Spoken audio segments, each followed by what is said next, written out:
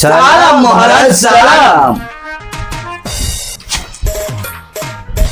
সেনাপতি, এত ঘন ঘন বৃষ্টি হচ্ছে, আমার রাজ্যের কি হাল? মহারাজ, এত পরিমাণ বৃষ্টির কারণে সমস্ত পাহাড় ভেঙে চুরো হয়ে গেছে খাল। তাহলে চিন্তা করেন মহারাজ, আপনার পূজাগণ খাবে কোন বাল? তোমরা এতদিন ধরে ছিনতেছ কার বাল? মহারাজ, আরে একটি শোক সংবাদ রয়েছে মহারাজ। কি শোক সংবাদ, কি শোক সংবাদ? বলো, তাড়াতাড়ি বলো। মহারাজ, আপনার রাজ্যে বৃষ্টি হওয়ার আগে একজন বীর্যপাতে মারা গিয়েছে।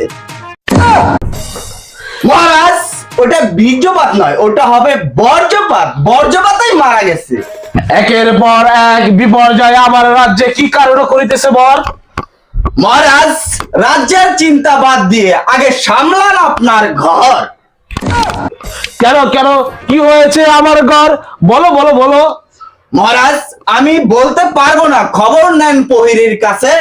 এই প্রহরী, তুমি তাড়াতাড়ি বলো আমার ঘরে কি হয়েছে? এবারের বন্যায় মহারাজ আমাদের নারীমার ছায়াটা ভেসে গেছে। কি বলো কি বলো? এটা তো খুব খারাপ কথা। আমার রানীর ছায়া ভেসে গেছে আমার ঘরে থেকে। তুমি সেনাপতি, পিটিয়ে দাও ঢোল। যে পাবে এই রানীর ছায়া, তাকে আমি করিব অনেক মায়া। মায়ার কথা বাদ দেন, মায়া দেখাম হবো না, বুঝছেন? টিহা নাগবো, টিহা। ঠিক আছে, টাকা লাগলে টাকা, আমি তাদেরকে 100 ভরি স্বর্ণ দিয়ে দেবো। ঘোষণা করে দাও সেনাপতি। আজ্ঞে মহারাজ, আপনার ঘোষণা পরিহার্য। তাহলে এখন আর দেরি না করে তোমরা লেগে পড়ো ঘোষণার কাজে। যে